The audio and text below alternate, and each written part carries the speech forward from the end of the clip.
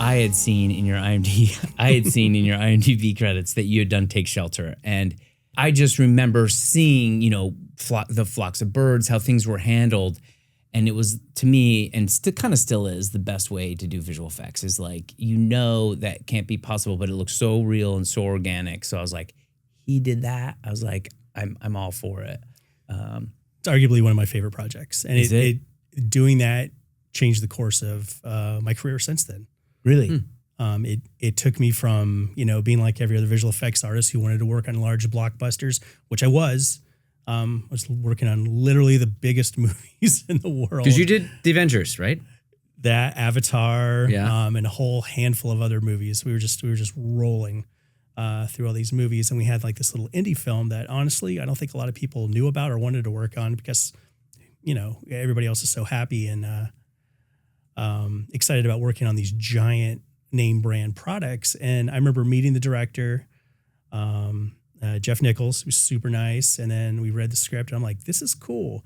And I remember at the company I was working for and I was supervising there and I said, we could take this on, we could do this. And like, they don't have the, budget like these other shows. I'm like, it's okay. We'll figure it out. And we took a very small team, a very seasoned, very good artist and kind of put them on it and worked in conjunction. We were working on some of these other things, but pulled off a very small team, small crew, and did it. And it was absolutely fantastic. And it went from nobody knew what it was. Nobody really, blinked an eye at it. And then all of a sudden it started getting all of its accolades. And then like, oh yeah, we did that.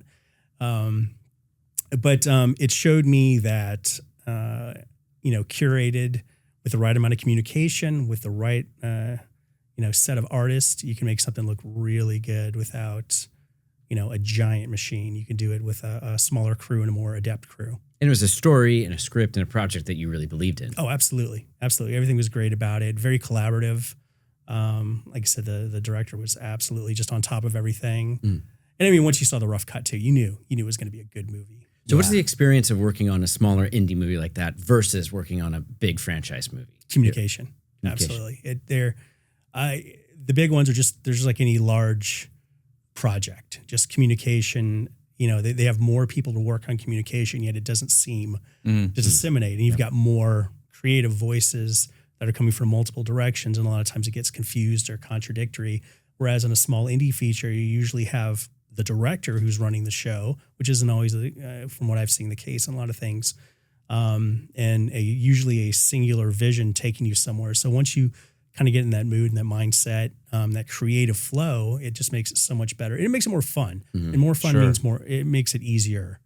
Not that it's easier work, but it's more enjoyable so you don't care. You don't feel like you're being tortured through a project. You feel like you're actually helping and doing something better for it. Yeah. So for that, I absolutely adore indies that want to take on doing post and digital and visual effects work. A lot don't because they're either don't have the budget for it, but honestly, they're scared of it or they think it looks bad because they're always looking at the bad visual effects. When it's bad, everybody says CGI for some reason. It's bad CGI. The computer did that. It's computer generated. Computer graphic imagery, CGI. Yes. Is things we computer do. I thought it was computer generated. Sure. This whole time. Sure. It could be that too. But anyway, it's stuff that we do in visual effects. Because before digital, it was all optical and practical. But it's been a really fun process because when people either feel like they really need it in their indies or they really embrace it, it goes really well. Yeah. Because I think a lot of people will also be very surprised how prevalent visual effects are in all films. Yeah. I mean, all of them. I'm trying to think now. I just worked on a short film that probably about 2/3 of it had visual effects in it. It was 5 minutes. Wow. Really? Of a film, but it was all on green screen or something? No, it was added elements to shots that were to help the narrative along. It wasn't just there for their sake. It wasn't wow factor or eye candy, or we weren't destroying 47 buildings. Yeah.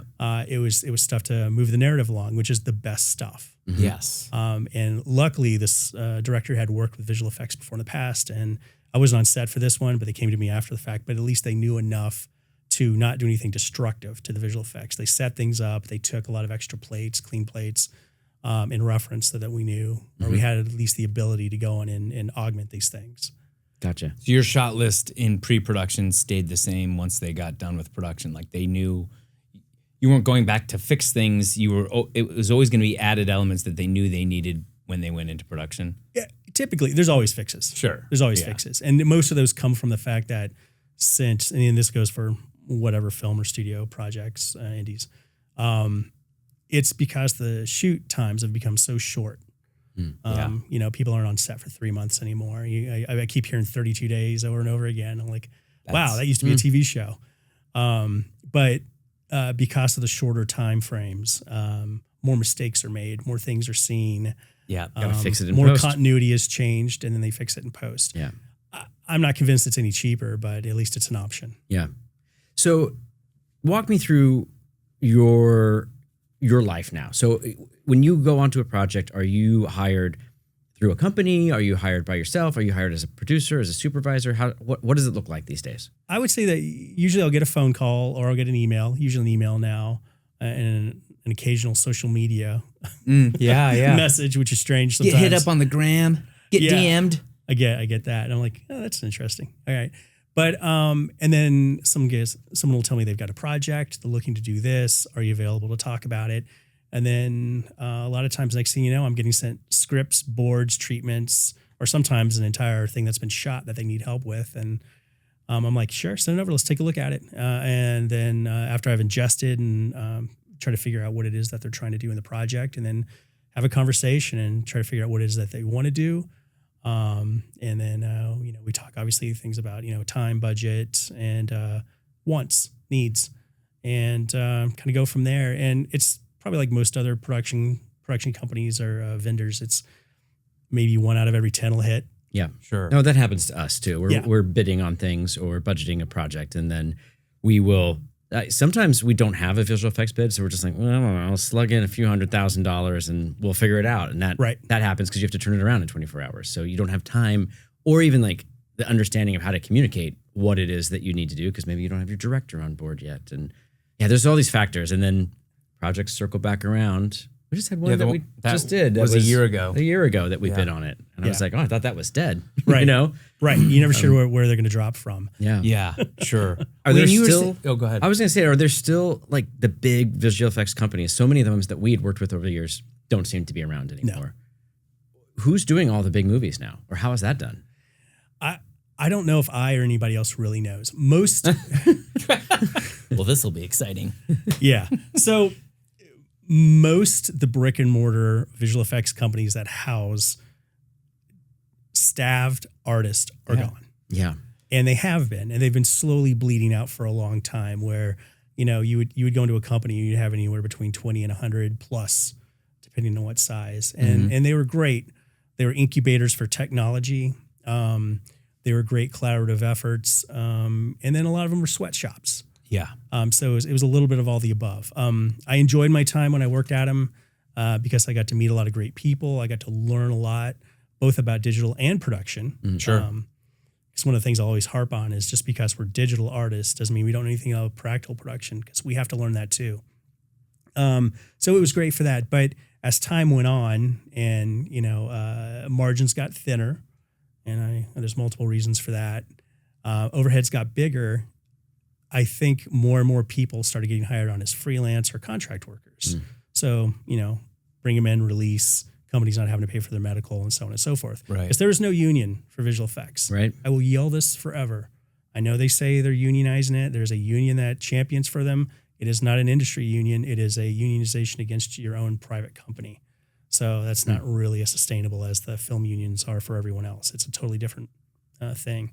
But more contractors, more freelancers, smaller footprint.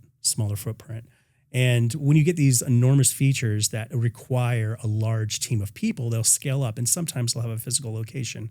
But even some of those, I know a lot of people who just got sent a workstation and go work in your home because, again, they're not paying a medical. You're paying your own power bill. And either they'll contact you through a what they say is a security-based machine. Some of the companies have cameras, so that when you're in your house, they know you're working on your stuff. I thought that was pretty interesting. Wait, the camera in your house? Set up a camera at your workstation so they know. What? That do that. Yeah. Oh. It's funny to me. But because I'd work nude all day just for shits and giggles. Yeah, exactly. I'd be like, Yeah, exactly. working. Working it. Yeah. Well, I mean, I've heard of them, like, they oh, can track your mouse and whether or not it's moving. Like, they have that type of... I've heard of stuff like that that. seems but a little less invasive than a camera. It does. But again, I know for a fact that did that. But a lot of it could be rumors, though, too. Sure. I work for a place. I think the rumors are so crazy, but so fun to listen to over the years. But kind of going back to the point, a lot of companies went out of business when Technicolor, who gobbled up a lot of those visual effects companies, when they started having trouble and they had to let a lot of their companies go. That was a huge shift. I know Weta down in New Zealand still running strong, working on the AVATAR projects, which require a massive team. But once those are done, who knows? Yeah. Who knows? Do you see that going international? Look, I must get hit up once or twice a week from visual effects out of India or Eastern Europe or Greece or something. Do you think is there a lot of stuff overseas now that's not even happening here? There always has been. Yeah. I think that's same with animation. Color overseas. I mean, there's been no lack of visual effects artists in India. I mean, it's been a thriving industry over there for a long time. Yeah. And many other countries too. But I feel like a lot of them are reaching out now because they're not partnered with like a US born or a UK born company anymore. They're just kind of off on their own looking for work as well. So they're doing what the rest of us are doing, just trying to find, the next project to work on. But I feel like that's kind of the way things are going to stay to a certain degree. My hope, my feeling is this is going to morph into more of a team-based, project-based industry. And I don't mean just visual effects, I mean everything, where you're going to have these smaller, and this is what I was asking, what's indie, where you're going to have production companies that they're going to have their own go-to crew members, visual effects, everything else. And that's going to become the team that starts creating content for projects, as opposed to, studios now. It's like, we're just going to hire people we think we like, or people that come well recommended and their friends, and, staff up with a brand new crew every single time. I think there's going to be more of a cohesive team of people that start to work together more often because, you have a trusted crew of capable individuals. Which was kind of the idea behind the original studio system. Which is literally, going back to the original studio system. It always works out that way, right? Yeah. And I think we're all kind of floating out in the ether, just kind of trying to figure out what's going on in the meantime, while that congeals into whatever the next version of entertainment might be. Yeah. Because even though it might not be a popular sentiment, I don't think the studios are ever going to come back like they ever did. I don't think. I know they've shown us that there's a quality quotient behind it. I don't think people trust them anymore. Sure. And I think the economics have changed a lot. The economics have changed a ton. Yeah. And I don't know if that's really the model that they want to get into. Yeah. And the vast majority of clients, regardless of where it goes, is usually smaller production companies. We make a project, bigger studio buys it. Yep. And that's what we see. And it's kind of funny because I think they're streaming's reaching into the libraries, because I'm now seeing things getting released I worked on 2 years ago. And I'm like, oh yeah, that thing. It's pretty cool. So they're, they've got a library of stuff that they can kind of dig into. Do you have a favorite shot or sequence in your career that you've worked on that, I don't know, that just makes you just like, that was very artistically satisfying, or was very, it was a great experience, or just love how it came out? Well, yeah, because actually take us back a little bit, because we've talked before where you came into the industry kind of as a generalist, like you were a man of many hats. You could factor a lot of this. You knew a lot about physical production coming into it. And early on, they wanted you to really specialize in certain, whether it be lighting or this or that. And you kind of did it all. But now we're at a point where you're actually in a good spot. Having been a generalist, you can really tackle anything. Right now you're doing animation, right? Which is back, you know what I mean? But kind of how you came into it more is, would you say, like as a technician or really as an artist? Do you like how Tanner totally just was like, I derailed it. Great question. Let me just ask my own. We're gonna come back, but we're gonna backfill your question with a little bit more context. Is the way I see it. Right, that's a fair question. Okay. I've been doing this for a long time, and I started really early in the digital side of visual effects industry just because I was very curious. I came in from the artist side. Okay. And the reason I brought that up is because people were so, when I first started going to like, there's these conventions, like SIGGRAPH early on, it was all engineers, all computer scientists and engineers. Yeah. And here's this art kid still in college out of the University of Georgia, and he wants to do art. And they're like, that's cool. But we'll see. You know, it was, but yeah, I wanted to be a forest ranger. And then I ended up Forest ranger. Yeah. Yeah. See, it's a cool thing. Yeah. Yeah. All I used to do was hike. You know, that became my pastime, and I loved it. And realized that I could be a lonelier life than I really wanted. And at the same time, I wanted to be like living in that fire lookout tower. Yeah, see, those are so cool. Why don't driving to Athens? There's this one lonely ranger tower. I'm like, that's cool. Yep. But it was one of those fire towers. So I think it might still be up. So you were basically saying this is too solitary. Well, for both of you now, both who want to be forest rangers. Why'd you decide not to? You first. Well, I think it would have been an awesome job, and in retrospect, maybe that would have been the right choice because I really enjoy it. Of course, saying this as old man now. Yeah. It sounds like a good idea. As we get older, we're kind of just like, Yeah, I don't know. I don't need all these people. Well, and maybe this is topical. I was seduced by the technology. So I went and I ended up veering towards physics, and I'm like, this is great. And every math class I took, my grade went down one letter, and I'm like, I can't do this. So I went over to arts because I was a pretty artsy person, and I went to the art school, and I'm like, I kind of want to make films though. And they didn't. Sorry, University of Georgia, they didn't really have a film department, so I tried to find my own way, and I ended up in the theater department. Oh wow! Okay. And I had to take directing classes, and I was like, this is cool, but that was the first time I said, I don't want to be a director, because it's just I really want that narrow focus of just really crafting something because I like making stuff. And that's something I say probably once a week to somebody. I just like making things. Yeah. And I know directors make movies, but it's a broader scope of managing people, supervision, making things. Yeah. Yep. And sometimes I just need to go, leave me alone. I just want to work on this, which directors aren't allowed to do, at least good ones. So in my isolation, okay. You kind of took both pieces of it. You got the isolation after all. Right. I did get my isolation. It's just, it made me farsighted instead of, having good skin or something. But, and then by the time I got into college and I was in this theater department, they had me doing all these things. We had an art professor say, hey, down in the science department, they just got a grant for these $1 million computers that nobody touches that has this stuff on it. And what would be cool is you can open these things up and you could put in representations of digital lights and kind of show you where your lighting plots are at for your stage. And you could build like digital stages. I'm like, okay, that sounds cool. Let's go do that. And the funny thing is back then, there ended up being 5 of us who volunteered to do it because everybody else was like, that's stupid, computers. And but that's so university. We've got millions of dollars that we bought all this shit that we don't know what to do with it. Yeah, it sounds so again, typical. Sorry, University of Georgia. Yeah. So just Georgia. They were wasting all this money sitting. And I don't know if the chemistry students use it or not. And it was in this big sterile room with.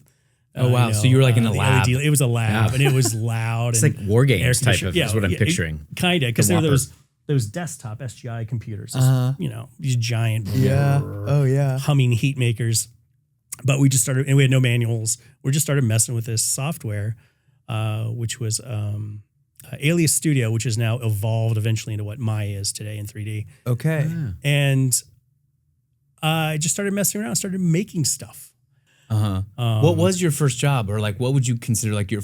And let's just say first job in terms of that had the product where you could like watch it, where you were actually doing something that went on screen. The first project I ever did that went on TV or got presented at any wide distribution, it's so embarrassing. It was a flying book tag for Newt Gingrich's book, whatever the hell it was called. So many regrets now. Newt Gingrich did a book, and I remember we just did a book that flew by, and we're like, yeah, that's on TV. And did it have wings? Was it like a Superman flies by No. Ironically, it flew by and it had like a little rainbow trail to it. So okay, take that, Newt. Yeah. But then we actually ended up working on a film, which was really strange. The Academy Award winning Lawrence Fishburne, Stephen Baldwin, Fled. Oh. It didn't win an Academy Award. No.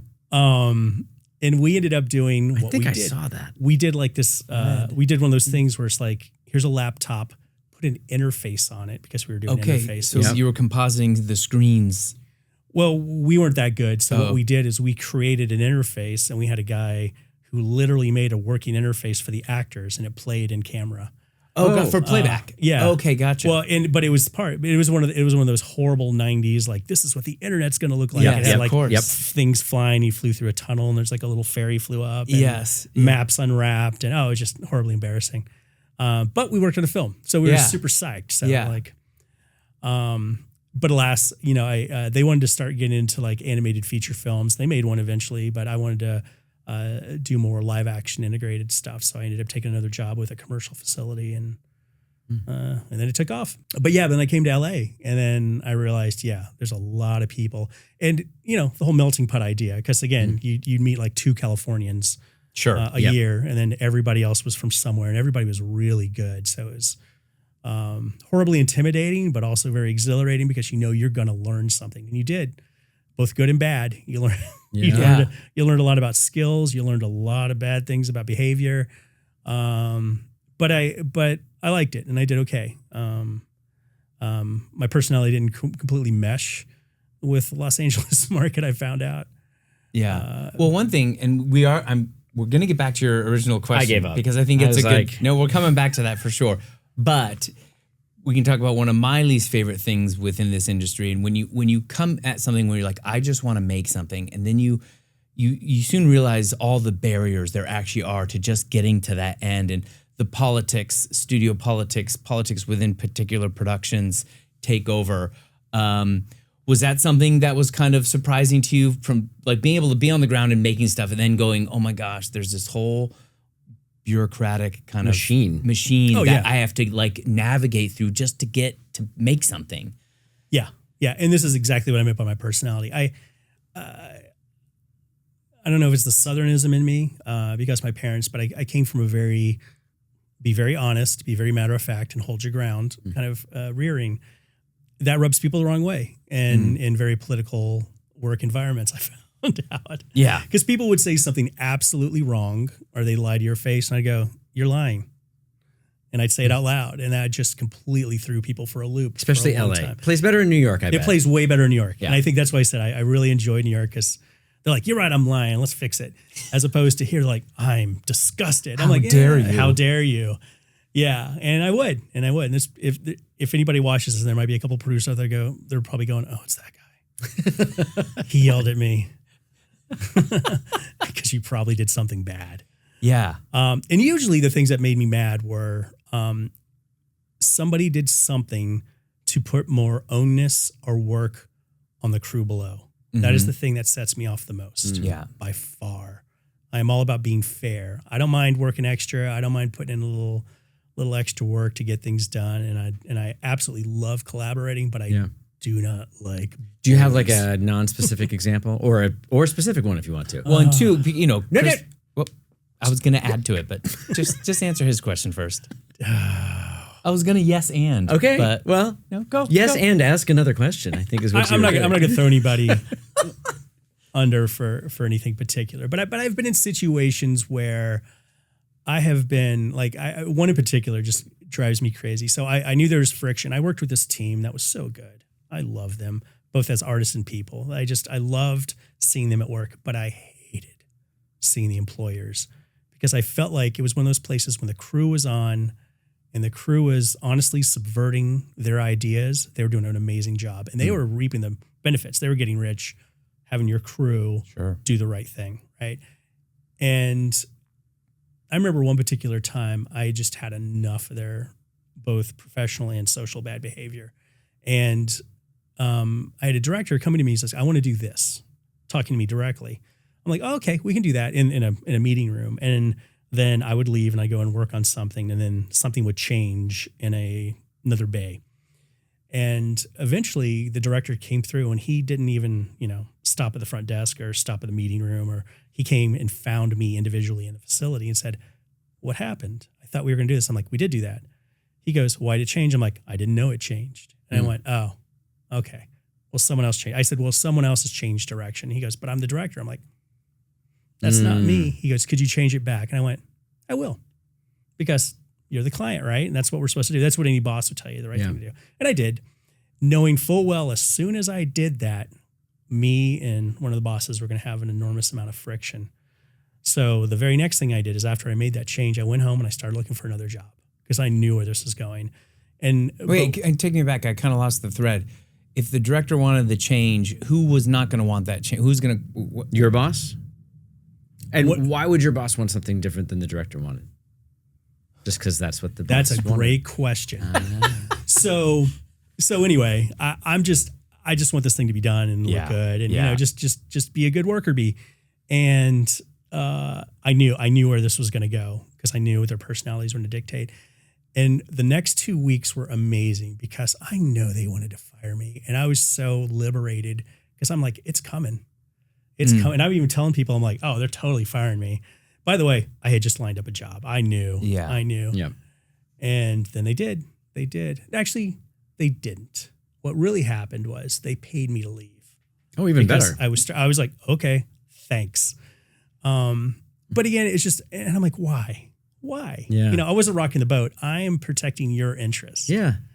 And again, this is not, and I'm just saying this out loud, but this is hundreds of thousands of artists through the years can tell you the same story. Yeah. Sure. And it's infuriating and it's frustrating. Yeah. You know, that it has to get to that. There's no point in that. Just a simple conversation, a friendly, mature, adult, simple conversation can fix most problems in production.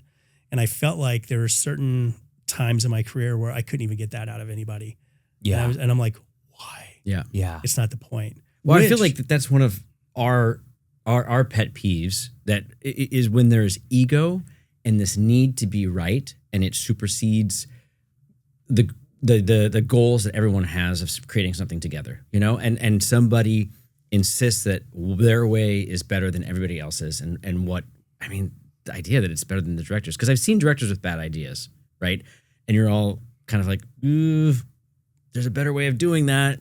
We should maybe try. No, you don't want to. And we all have to kind of go along with it and let the director find their voice. Yeah. You try to advise and give reasons, but at the end of the day, you got to decide, you know, it's kind of give and take, you know, win certain little battles, but not for the sake of the overall project. And, you know, that's something Chris and I are always cognizant of as producers and that's a big reason why we have these conversations is like, how can we be better producers for people? And I'm just going to point blank, like, and you don't have to give anecdotal stories of like bad producing, but like in your mind, what makes a great producer that, because we want to support our teams and all of them, you know, on from the whole range, from pre-production to post-production. But sometimes there isn't the time, you just can't track everything in the you can't get down in the minutia. So you revise on your supervisors and your higher ups and stuff. But like, I'd love to hear some things that you would love to tell producers to their face, like, don't do this, do more of this, you know. Probably why I'm not rich, because I do say it to their face. I think the main thing is, and I don't think it's just visual effects. I think it's probably every department. You know, let the artist cook. You know, let them do their thing. And if we're wrong, or if you see us going wildly off course, that's the producer, that's the director. Stop us. Let's go. No. It's not even close. Or let me see where you're going with this. You know, let us finish that thought. Let's have that conversation. The other big pet peeve, at least for us, is no fake deadlines. But that's one of the worst things you can do. If you've got 4 weeks to finish something and you tell us there's only 2 left because you want to pad it for some unknown reason, you're going to get 2 weeks quality of work. And if you add those 2 weeks, you're now going to get 2 weeks quality of work. You're not going to get that 4 weeks of good, solid brewing getting done. Be honest, you know, and say, look, I know we've only got 4 weeks to the dead end, but I really want it within that 3. Can we do this? Yes. Or no, or maybe this 1 or 2 stragglers are going to have to eat into that time. But that's great advice, because I would have done 2 weeks knowing that there's going to be director notes or studio notes or other rounds of notes. And so I want that first draft in 2 weeks, and then we'll revise for the next 2. Yeah, and I get that. And sometimes but the majority of the time, instead of you getting like 4 weeks of solid work, you're going to get 2 halves. I get it. Yeah. But being transparent and saying, we got the 4, that's it. But where can we break this up? How and correct. Help us you make break a it up schedule. amongst your Yeah. team, how you Yeah. want to Yeah. meet those benchmarks. Knowing that there will be production revisions, right? Yeah. Knowing that there'll be some notes along the way. Yeah. Yeah. We're all neurotic, so, right? And one of the things is very rarely do I ever not work. It's 24/7, 365, because it's just... I can attest to that. That's because what you we do. worked you hard on Breakwater. And when all the shots were due and it was all coming together and it was all, you were not sleeping. And you were dealing with, I think, artists around the world. Yeah. And so Few artists. you were getting things in at all different times, and some things like you would set it up to render. I mean, it would take days for some of those renders. Like remember the superimposed graphics? There was like the VR that was supposed to track with everything. Yeah. Anyway, so you were looking a little tired there towards the end. I remember that. Which is okay. No, you guys, well, you did the Wayne Man thing. You let us cook. And what's nice about that is if you're allowed to do it, and if you want to do a little extra work, if you're given that leeway to do it, you're tired, but you're not mad. The worst thing to do is just break. If you break the artist's spirit, again, every department the same. Screw this, I'm done. You know, is what my brain will say. I'm like, I don't want to do this anymore. This is not fun. It's torture now. Screw this, and you're gonna get a lesser product as opposed to we're with you. Let's push this through and get this done. Yeah. Now can I ask my question? Yes. Okay. So is there you've actually had some time to think about it now. Is there a favorite shot or sequence or something that just you felt so artistically fulfilled or valued, or you just look at it and it's something you're very proud of ultimately? I feel like there's a sequence in the movie Looper that we did, and I think it's a good-looking sequence, but I enjoyed working on it so much. I remember having so much fun because, again, it was another indie film, I guess by definition, and we were asked to come in with, again, not a huge budget, not a ton of time, but let's fix these sequences. And if you've seen the movie, if you ever watch it years ago, there's a character who is getting carved up through torture. His name is Seth, I believe. And he's driving in his car. And as he's driving, parts of his body start to disappear. Or at least it starts, he's elsewhere. And then he has like his fingers disappears, nose disappears, and then eventually legs. And he crashes a car into a dumpster. And then he has to crawl out of the car along the road. And then, realizing that, what was happening to him in the past is now affecting him in the present. And it's mildly traumatizing to watch it, but almost everything in several of those shots are 100% recreated in digital, and you cannot tell whatsoever. And it was just fun. Again, we're working off of plates, so it's not like we were coming up with our own fantastical world that didn't exist. It existed. We just had to replace it because of the subject matter that was in there. Like we had to, replace parts of the car that hit. We had to add a dumpster that was fabricated. We had to replace the wall behind it for multiple reasons to make it all work. We had to replace the road. And then, we had to take his legs off and then put on, cloth. Well, his nose and everything, like all the fingers. And then, had to change the background quite a bit. And I just remember doing that going like it's fun because everything we're doing is helping the story and it integrates so well, you can't tell. Now, obviously it's a visual effect because these things couldn't happen. But I did have people ask me, it's like, did you hire someone without legs to do this? And I'm like, well, not for that shot. We just did it, and it was fun because we had time. Again, it was a Rian Johnson movie. He had very specific vision, very easy communication, and he let us do our thing. And I just remember that being fun. And not because what you were doing was like looking cool, but because it literally was telling the story. It was telling a very critical junction. It was added benefit to the movie. Yeah. And that's fun. Yeah. I love that. So that one always kind of sticks out. Like I don't hang up a ton of posters, but that's one of the ones I have. Like I really enjoyed working on that. But there's been a shot here or there. I'm like, that was fun. That was kind of fun. Yeah. It's usually, and again, it's always the creative stuff. Probably about half of what I do is creative, and the other half is just, fix it, tweak it, help editorial get through this process. I know we're running short on time, but I feel like we've got to ask about AI.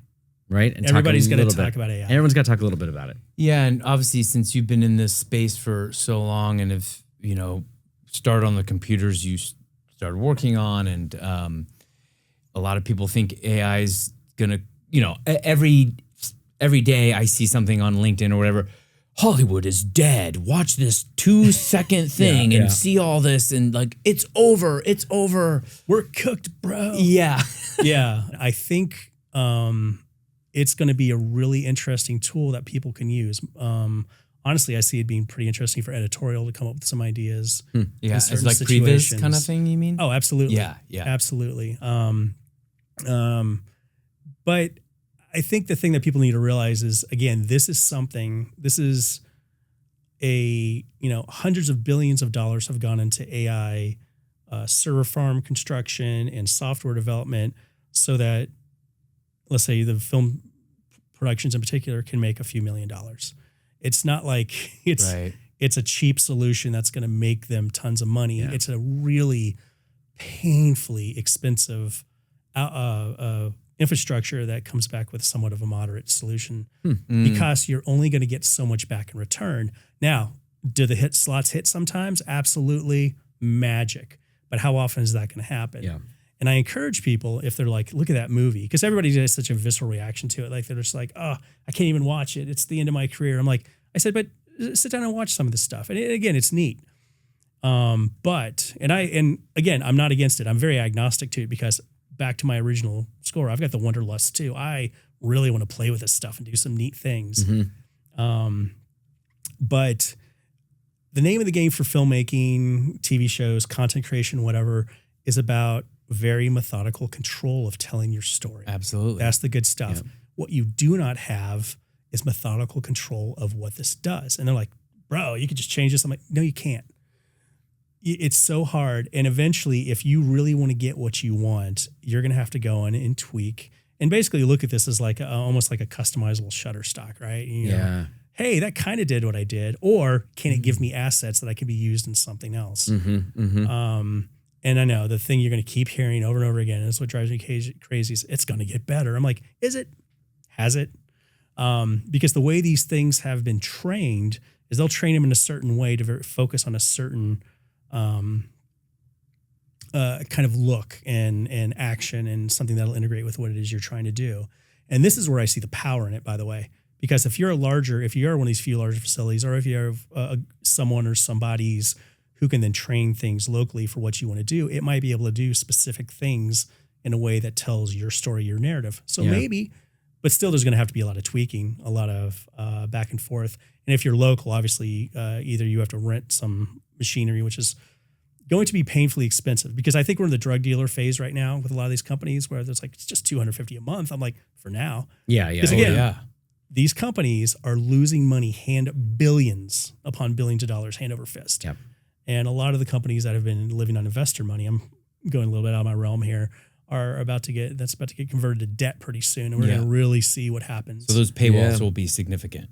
They're going to be significant, or you're going to start seeing companies get bought or dissolved. I have a feeling because they can't keep this infrastructure going. Sure. And just the painful amount of energy it takes to run the stuff that is kind of useful or not useful at all. Yeah. It's a lot, but I do think there is a market for it.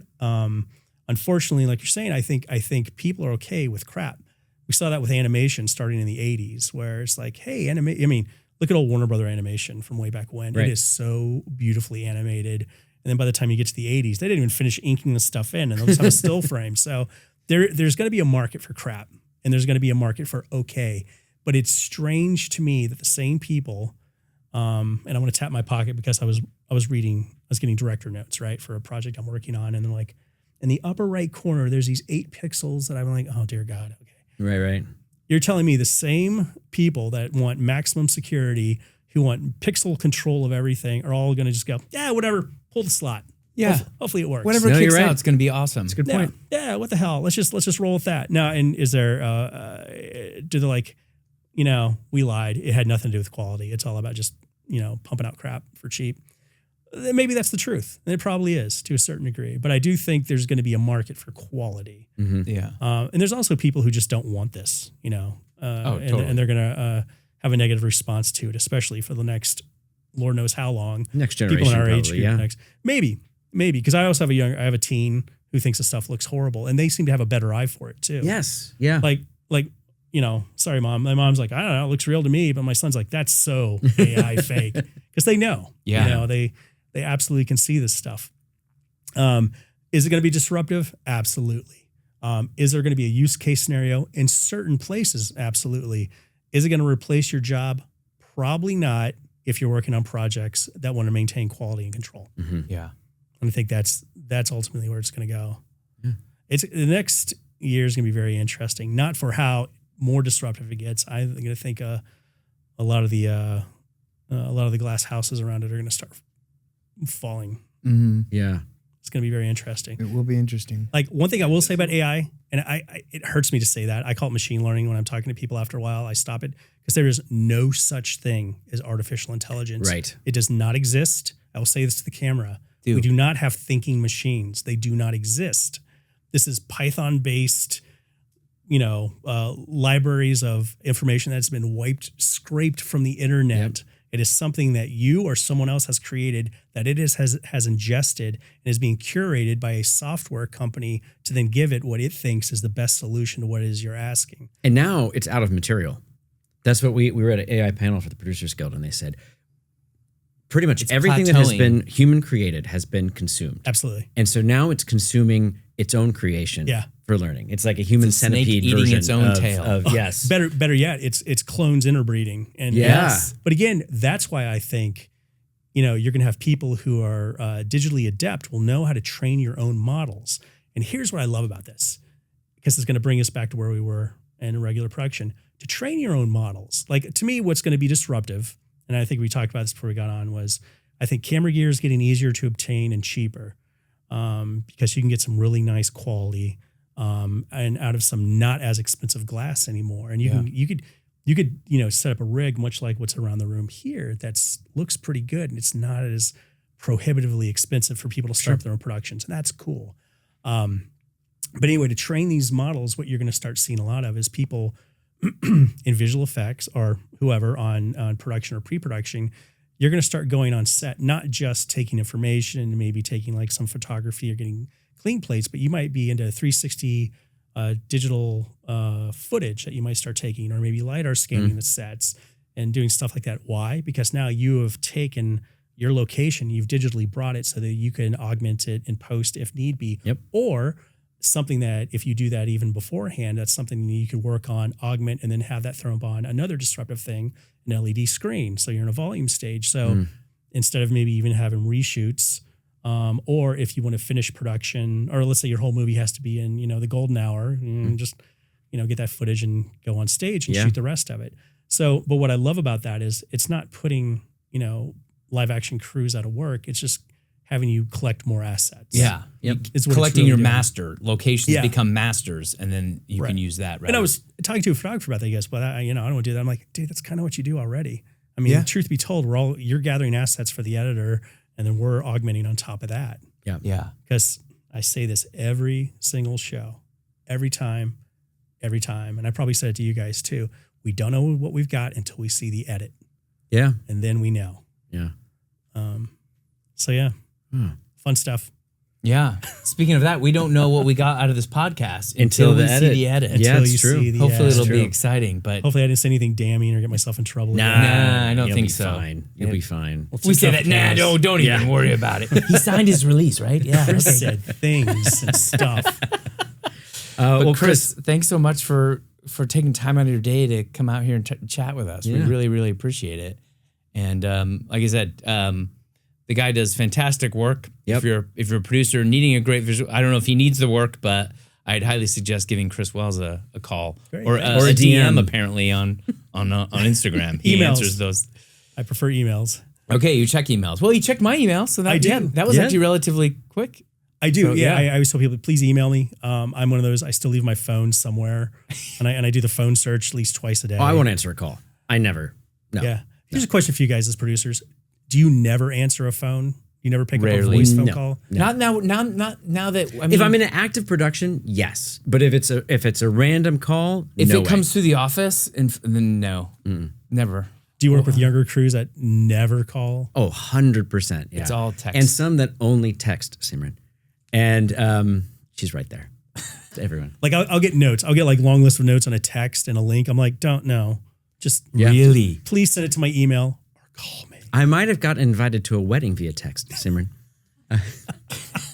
I might have to go through that text message to figure out where I'm supposed to go to that wedding. Yeah. Well, if there's anything you guys could do in your podcast, let's bring back voice communication outside of Zoom. I'm fine with Zooms, but oh man, there's so many conversations I've had. Like, what does this mean? Yeah. Please explain. There's no Okay, context. I You got don't. you. Yeah. How about A, B, C, and D? We And need it's we need some nuance here.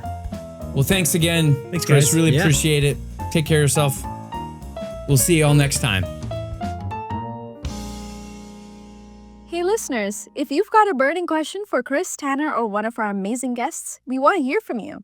Slide into our DMs at Eyes On Podcast on Instagram, and we might just answer your question on our season finale wrap-up episode. Thank you so much for listening to Eyes On Conversations with Hollywood Filmmakers.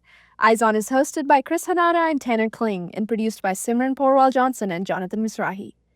The views, opinions, and comments expressed by guests on this podcast are their own and do not necessarily represent the views or opinions of Retrofit Films. This podcast may include copyrighted material used under fair use provisions. All copyrighted material remains the property of their respective owners.